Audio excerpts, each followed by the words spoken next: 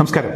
അർജുൻ നായകി എന്ന കൊടും ക്രിമിനലിനെ അവസാനം കേരള പോലീസ് ഓടിച്ചിട്ട് പിടികൂടി. കണ്ണൂരിലെ അഭിഭാഷകയുടെ ഫ്ളാറ്റിൽ നിന്നാണ് പിടികൂടിയത്. നിക്കക്കള്ളിയില്ലാത്ത സാഹചര്യത്തിൽ സ്വന്തം കാർ ഉപേക്ഷിച്ച് ഓട്ടോറിക്ഷയിൽ സഞ്ചരിച്ച അർജുൻ നായകിയെ കുറിച്ചുള്ള വിവരങ്ങൾ പോലീസിന് കൈമാറിയത് ആ ഓട്ടോ ഡ്രൈവറാണ്. അർജുൻ നായകിയെ സംബന്ധിച്ചിടത്തോളം അതൊരു അഭിമാന പ്രശ്നമായിരുന്നു. പോലീസിന് പിടികൂടുക എന്നുള്ളത് നിർബന്ധമായിരുന്നു. പോലീസിനെ തുടർച്ചയായി വെല്ലുവിളിച്ചു. ആഭ്യന്തര വകുപ്പ് മന്ത്രിയെയും വെല്ലുവിളിച്ചു. ഈ ഒരു സാഹചര്യത്തിൽ അർജുൻ നായകിയെ പിടികൂടുക എന്നുള്ളത് പോലീസിനെ സംബന്ധിച്ചിടത്തോളം അവരുടെ ഒരു അഭിമാന പ്രശ്നമായി മാറി. പോലീസ് രണ്ടും കൽപ്പിച്ചിറങ്ങി. അർജുൻ നായകി പിടിയിലായി.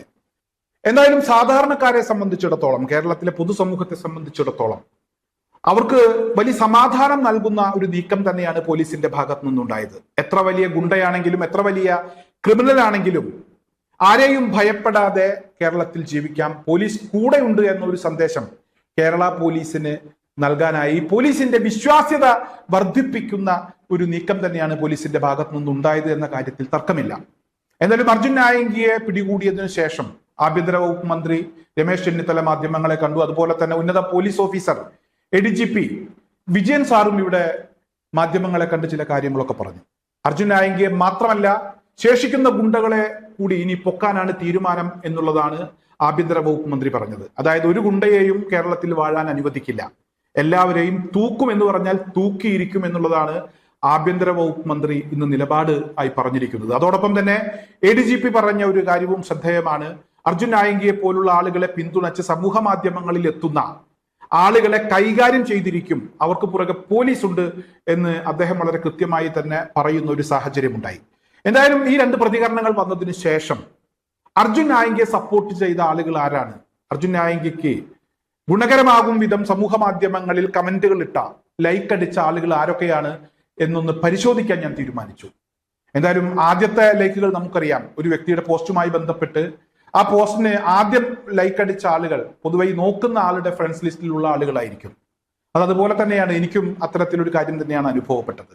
അർജുൻ നായകിക്ക് ലൈക്ക് അടിച്ച ആളുകളുടെ പേരുകൾ ഞാൻ ഓരോന്ന് എടുത്തു നോക്കി.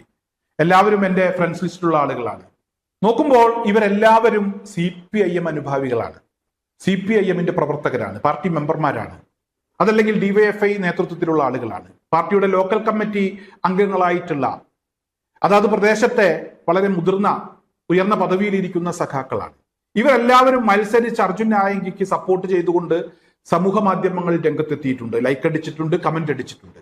ഇതിനിടയിൽ ചില സർക്കാർ ഉദ്യോഗസ്ഥന്മാരും ഉണ്ട് എന്നുള്ളതാണ്. ഇനി വല്ല പോലീസുകാരും ഇതിൽ ഉൾപ്പെട്ടിട്ടുണ്ടോ എന്ന കാര്യം എനിക്കറിയില്ല, അത് പരിശോധിക്കേണ്ടതാണ്.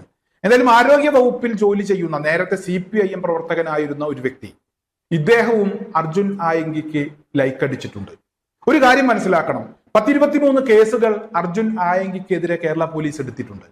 അത് സ്വർണം പൊട്ടിക്കൽ, അതുപോലെ തന്നെ കള്ളക്കടത്ത്, കൊലപാതക ശ്രമം ഉൾപ്പെടെ നിരവധി കേസുകൾ, ഈ 23 കേസുകൾ അത്തരത്തിലുള്ളതാണ്. അല്ലാതെ അർജുൻ നായകി ഇവിടെ തെറ്റ് ചെയ്യാത്ത സാഹചര്യത്തിൽ എന്തെങ്കിലും പകവീട്ടുന്നതിന്റെ ഭാഗമായി എടുത്തിട്ടുള്ള കേസുകളല്ല.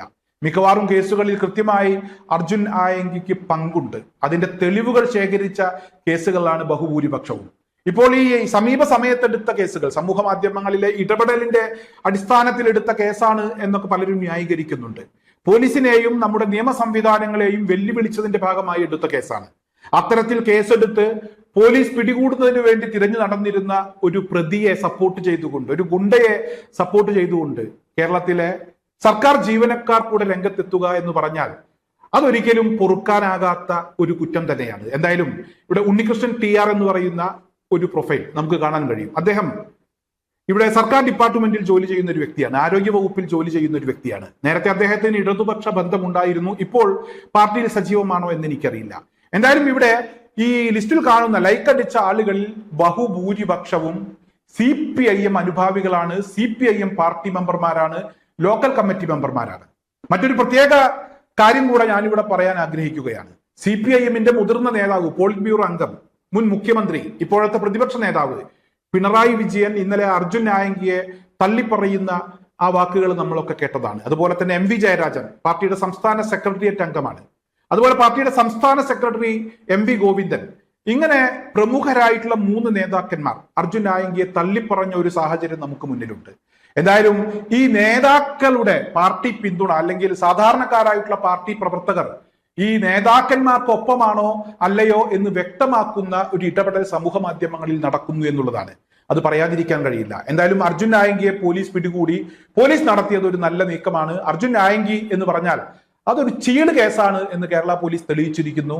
ഇവിടെ കേരള പോലീസ് സാധാരണക്കാർക്കൊപ്പമുണ്ട്, പൊതുസമൂഹത്തോടൊപ്പമുണ്ട്. നിങ്ങൾക്ക് സമാധാനമായി ഉറങ്ങാം, ഞങ്ങൾ നിങ്ങൾക്ക് കൂട്ടിരിക്കും, നിങ്ങളുടെ സംരക്ഷകരാണ് ഞങ്ങൾ എന്ന് പോലീസ് ഇവിടെ ഉറപ്പിച്ചു പറഞ്ഞിരിക്കുന്നു. അത് നമുക്ക് ബോധ്യപ്പെട്ടിരിക്കുന്നു. വലിയ ഒരു സമാധാനത്തിന്റെ സന്ദേശം തന്നെയാണ് കേരള പോലീസ് ഇന്ന് പൊതുസമൂഹത്തിന് കൊടുത്തിരിക്കുന്നത് എന്ന കാര്യത്തിൽ തർക്കമില്ല.